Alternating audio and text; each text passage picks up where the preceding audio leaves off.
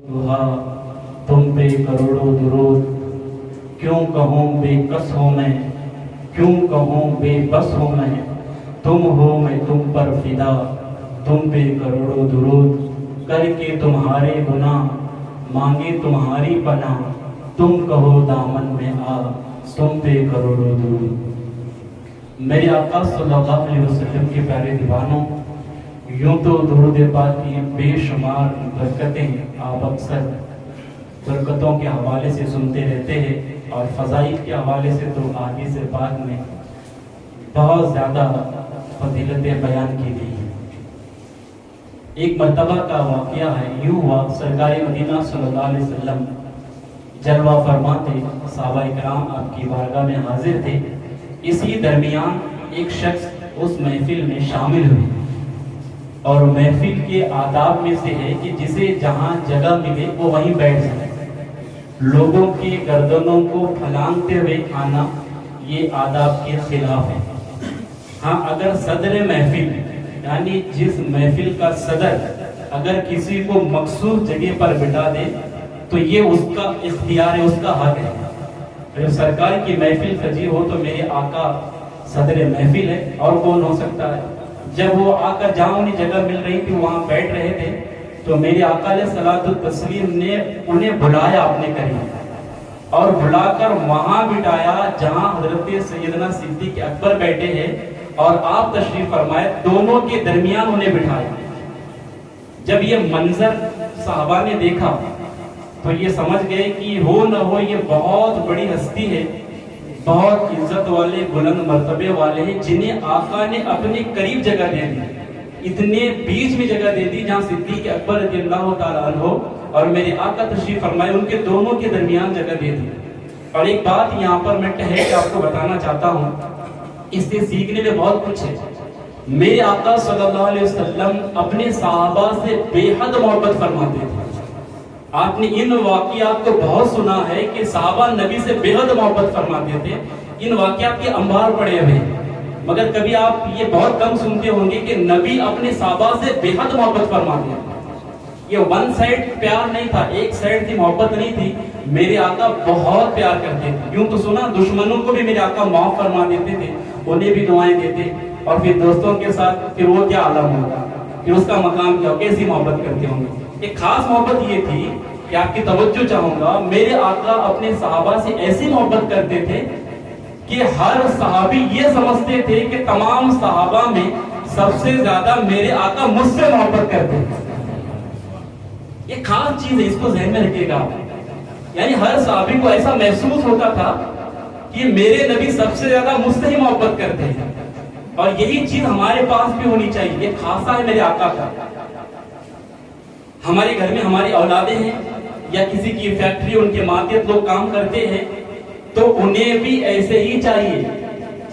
एक वालिद को, एक बाप को ये चाहिए कि वो अपने बच्चों से ऐसी मोहब्बत करे, ऐसा सुलूक आए, उनके सुलूक पेश करे कि हर बेटे को, हर बच्चे को, हर बेटी को ऐसा लगे कि मेरे वालिद साहब मुझसे सबसे ज्यादा मोहब्बत करते हैं। वरना ये हर घर की कहानी है कि बड़ा बेटा कहता है कि आप हमेशा छोटे भाई को ही उसको ढील देते हैं, उसी से प्यार करते हैं, उसी को बहुत सहूलतें देती है, हमेशा मुझी पर ही पाबंदियां लगती है।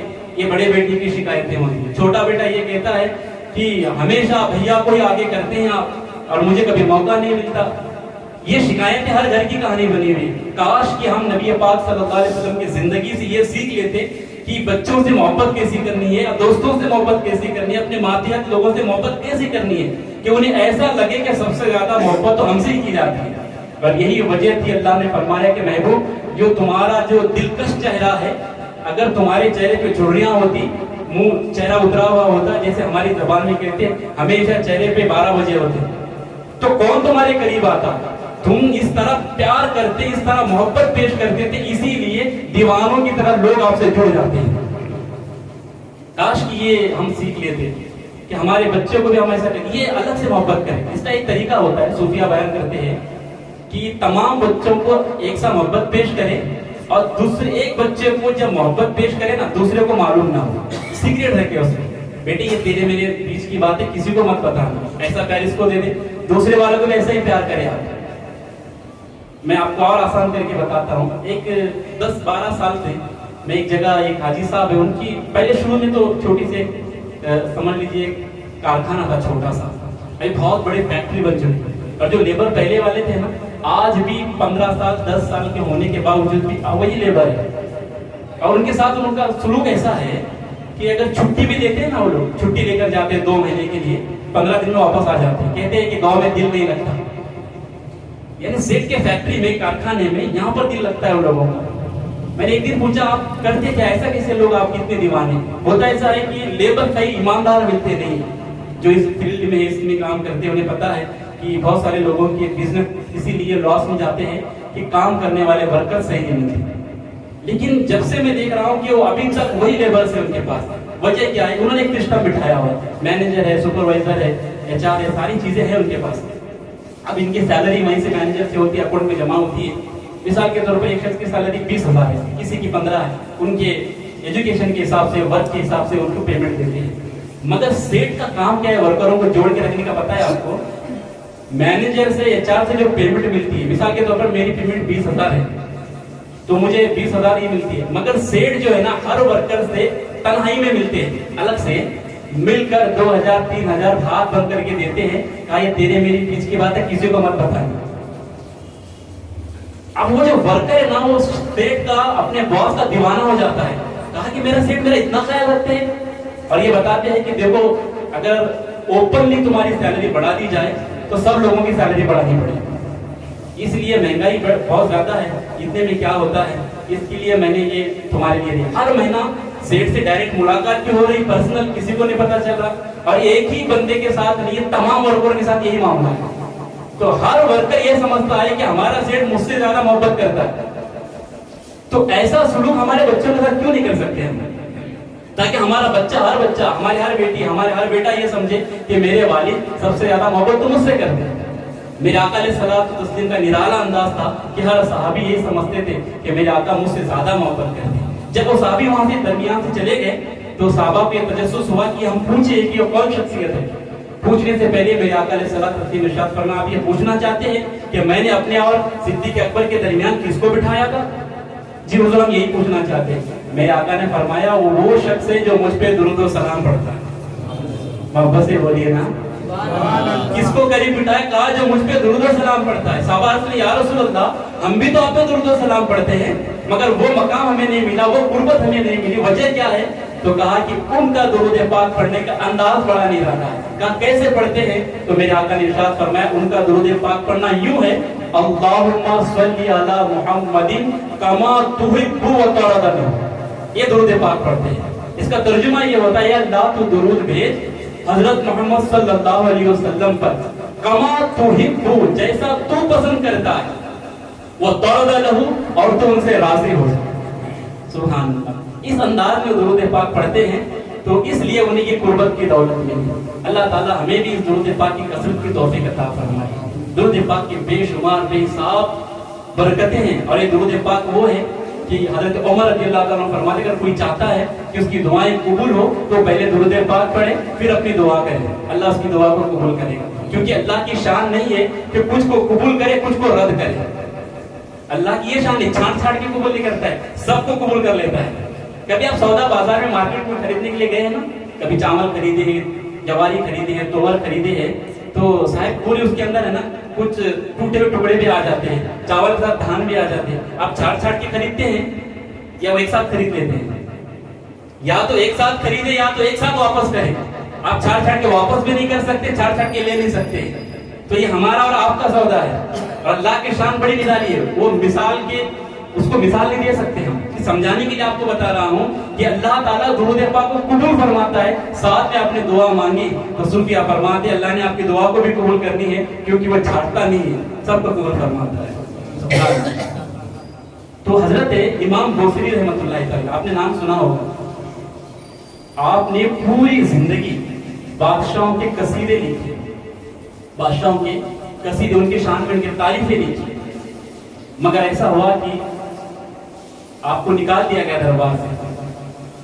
اور انسان کے زندگی میں الگ الگ وقت آتے ہیں مصیبت کے, پریشانی کے, مگر آپ کی زندگی میں ایک ساتھ ایسا وقت آیا کہ 3 چیزیں ایک ساتھ آپ پہ حملہ آور ہوگی، ایک تنہائی، دوسری بیماری اور تیسری غربت۔ یہ تینوں کا وقت کاٹنا، ان تینوں سے مقابلہ کرنا، یہ بہت بڑی قیامت ہے۔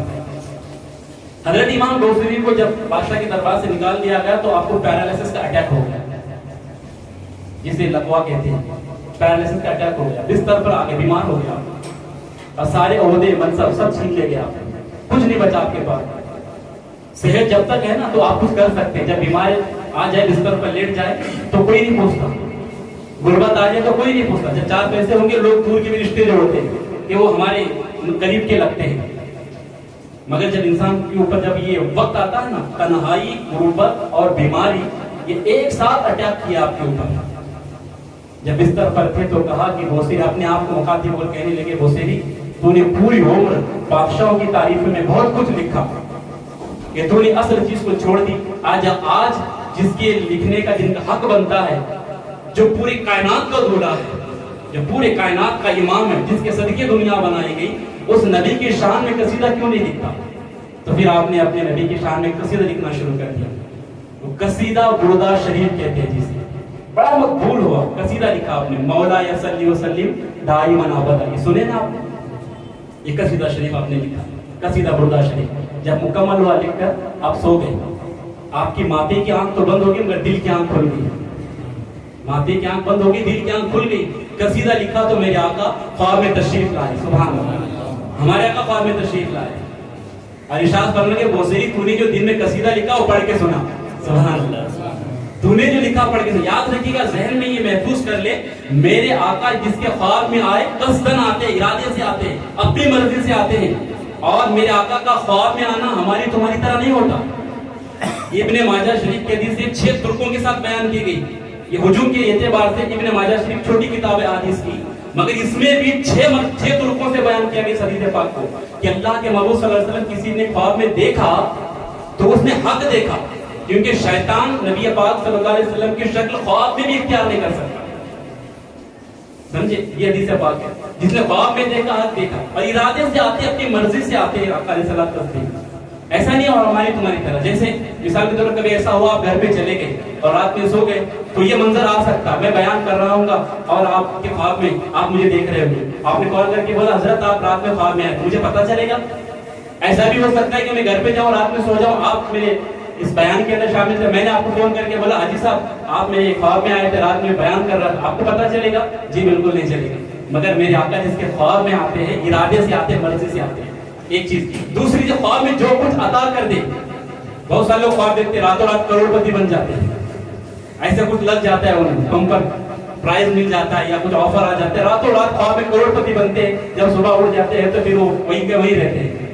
کہا نا کسی نے کہ رات بھر 100 مرتبہ تیرا دامن ہاتھ میں آیا، 100 مرتبہ تیرا دامن ہاتھ میں آیا، جب آنکھ کھلی تو اپنا ہی گریبان ہاتھ میں تھا۔ تو یہ خواب ہے، خواب میں کچھ ملتا جلتا نہیں ہے، مگر نبی پاک صلی اللہ علیہ وسلم کسی کے خواب میں آ جائے، جو عطا کر دے، جو دے دے، وہ حق رہتا ہے۔ حضرت ولی اللہ، شاہ ولی اللہ محدث دہلوی علیہ رحمہ اپنے والد گرامی حضرت عبدالرحیم محدث دہلوی علیہ رحمہ کا واقعہ بیان فرماتے ہیں کہ ان کے خواب میں نبی پاک صلی اللہ علیہ وسلم تشریف لائے اور لا کر اپنے 2 منہ مبارک بال شریف نے دے دیا۔ جب آنکھ کھلی تو دیکھا تو منہ مبارک نہیں تھی، پریشان ہو گئے، بہت تکلیف ہوئی آپ کو، پھر آگ لگ گئی تو میرے آقا علیہ الصلوۃ والسلام فرمانے لگے، بیٹے پریشان ہونے کی ضرورت نہیں ہے، ہم نے وہ منہ مبارک تمہارے سرہانے کے نیچے رکھی ہوئی۔ سبحان اللہ، جب وہ آنکھ کھلی تو سرہانا تکیہ ہٹا کر دیکھا تو منہ مبارک شریف وہ تکیے کے نیچے تھی۔ حضرت شاہ ولی اللہ محدث دہلوی علیہ رحمہ فرماتے ہیں کہ جب ہم اس منہ مبارک شریف کو صندوق میں رکھا اور جب ہم کبھی باہر لے جاتے تو کڑی دھوپ میں بھی آسمان بادلوں کا ٹکڑا آ کر اس بیٹی کو سایہ بنا۔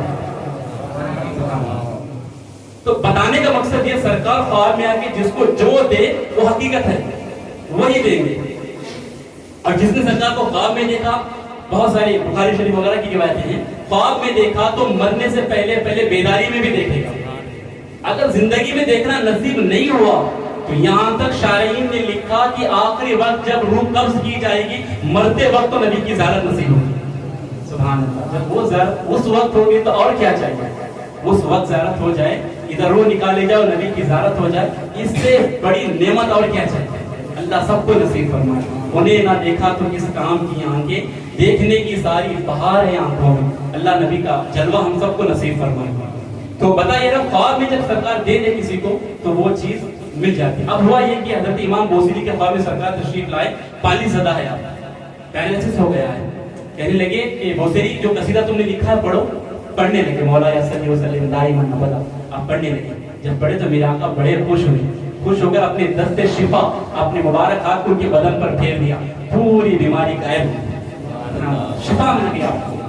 اور تحفے میں آپ نے سرکار کو ایک چادر تھی, بردہ کہتے ہیں چادر کو, ہے نا. ابھی بھی کوئی نعت کا ہمارے یہاں نعت پڑھتا ہے تو لوگ مسافے میں جو کچھ دیتے نذرانے دیتے ہیں, یہ سنت ہے. میرے آقا نے اپنی چادر شریف نکال کر انہیں دے دیا, اور جب وہ بیدار ہوئے نا تو بیماری سے مکمل شفا مل چکی تھی, اور سرکار کی عطا کردہ چادر بھی ان کے پاس تھی. اسی لیے قصیدہ بردہ شریف کہتے ہیں, یعنی یہ قصیدہ جو پڑھا گیا اس کی جزا میں چادر عطا کر دی گئی, اتنا مقبول ہو. جب صبح اٹھے نماز کے لیے مسجد میں آئے تو ایک درویش مسجد کے گیٹ کے پاس کھڑے تھے.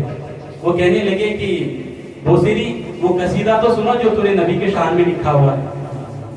کہنے لگے یہ تو میں جانتا ہوں, میرے نبی جانتے. کہنے لگے کہ آپ کو کیسے پتا, میں نے کہاں لکھا ہے قصیدہ. تو کہنے لگے بھولے مت بنو. وہ درویش کہنے لگے بھولے مت بنو, جو نبی کو تم نے قصیدہ سنایا ہے اور اس کے اجر میں جو چادر ملی ہم سب جانتے ہیں. سبحان اللہ. تو میرے آقا علیہ الصلوۃ والتسلیم کے پیارے دیوانوں, نبی کی محبت میں جب یہ درود لکھا گیا ہے, قصیدہ لکھا گیا, آقا اتنا پسند فرمائے کہ آج تک وہ اتنا مقبول ہے. آپ نے نام سنا ہوگا نا, محمد بن سلیمان جوزولی رحمۃ اللہ تعالی علیہ, یہ دلائل الخیرات کے جو مصنف ہے, دلائل الخیرات کی جو مصنف ہے. دلائل الخیرات یہ درود شریف کی جمع کردہ ایک کتاب ہے. ہوا یوں تھا کہ آپ ایک مرتبہ سفر میں تھے, نماز کا وقت ہوا تو وضو کی درکار تھی, آپ کو وضو کرنا تھا, پانی کی ضرورت تھی. تو کنواں تو تھا سامنے, مگر پانی اتنے گہرائی میں تھا کہ نکالنا مشکل تھا, اتر بھی نہیں سکتے تھے کنویں کے اندر, اس طرح بنایا گیا تھا کنواں. تو آپ ڈول رسی کے ذریعے نکالا جائے پانی. تو آپ پریشان ہو رہے تھے اس لیے کہ وقت جا رہا تھا. وہیں اس کنویں کے قریب ہی میں ایک جھوپڑا تھا, کچا مکان تھا, وہاں پر ایک چھوٹی سی کم سی لڑکی کھڑی ہوئی تھی. وہ جب آپ کو پریشان دیکھ کر کہنے لگی کہ حضرت آپ بہت پریشان نظر آتے ہیں, کیا بات ہے. کہنے لگے بیٹا بات دراصل یہ ہے, مجھے نماز پڑھنی ہے اور وضو کے لیے پانی چاہیے. پانی تو موجود ہے مگر اس کنویں سے پانی نکالنے کے لیے ڈول نہیں ہے, میرے پاس رسی نہیں ہے, میں اس لیے پریشان ہو رہا ہوں کہ وقت گزرتا جا رہا ہے. اتنا سنا تھا, وہ لڑکی آئی, چھوٹی سی بچی تھی, اور وہ کنویں کے سامنے آ کر اس نے کچھ پڑھا اور کنویں میں تھوک دیا, اپنا لعاب ڈال دیا, ہے نا, اپنا لعاب ڈال دیا کنویں میں. اب بس ڈالنا تھا کہ وہ پانی ابلتا ہوا اوپر آ گیا, گہرائی میں جو پانی تھا وہ اوپر آ گیا, ابلتا ہوا, اور اس طرح آگے بہنے لگا کہ آپ اطمینان سے اس پانی سے وضو فرما لیں. صاحب دلائل الخیرات نے وضو فرما لیا, نماز سے فارغ ہوئے اور پوچھنے لگے بیٹا تو نے کیا پڑھا تھا, کیا پڑھ کے اس پانی کے اندر تم نے اپنا لعاب ڈالا تھا. وہ کہنے لگی میری والدہ مجھ سے سکھاتی ہے کہ میرے نبی اکرم صلی اللہ علیہ وسلم جو راستے سے گزرتے تھے, یہ پیڑ پہاڑ بھی ان پہ درود و سلام پڑھتے تھے, اور میں بھی میرے آقا پہ درود پڑھ کر ہی تھوکی تھی اس کے اندر, تو پانی اس طرح آ گیا.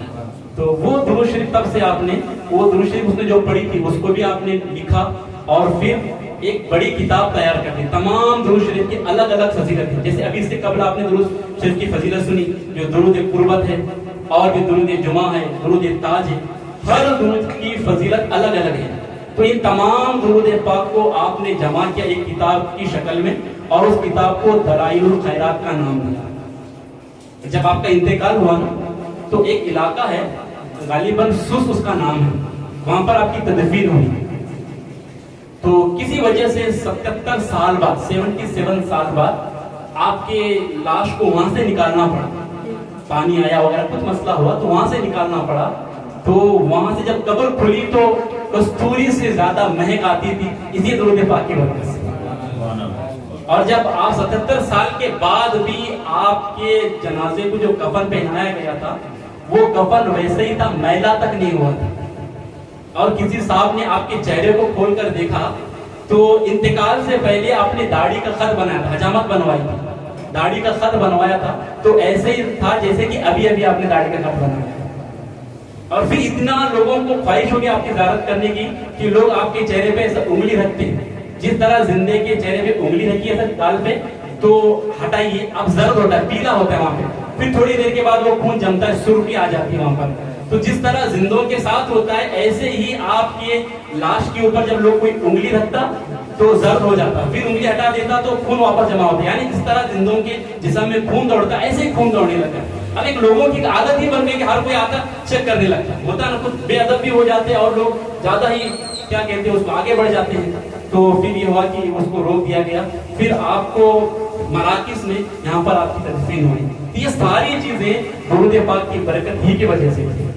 تو اللہ تبارک و تعالی ہم سب کو درود پاک کے بے شمار برکتوں سے مالا مال فرمائے. آپ سے گزارش ہے، جو دلائل و خیرات کا میں نے ذکر کیا، الحمدللہ تحریک سنی دعوت اسلامی نے اس کا ایپ بنایا ہے. آپ پلے اسٹور میں جائیں گے، میں نے الحمدللہ جو مدینہ مسجد گروپ بنایا ہے ہمارا، اس گروپ میں بھی میں نے لنک سینڈ کی ہے. پلے اسٹور میں جا کے دلائل و خیرات SDI یعنی سنی دعوت اسلامی اس نام سے ڈالیں گے آپ تو اس کے پڑھنے کا پورا طریقہ دیا ہے. اردو کے اندر ہے، انگلش میں ہے، گجراتی میں ہے، یہ تینوں لینگویجز میں یہ دلائل و خیرات شریف کی کتاب ہے. اس کے لیے الحمدللہ اجازت دی گئی ہے، اجازت کے ساتھ پڑھیں گے اور فیض ملتا ہے. آلریڈی ہمارے امیر سنی دعوت اسلامی نے وہ شاہکان مصطفیٰ صلی اللہ علیہ وسلم کی اجازت دی ہے. تو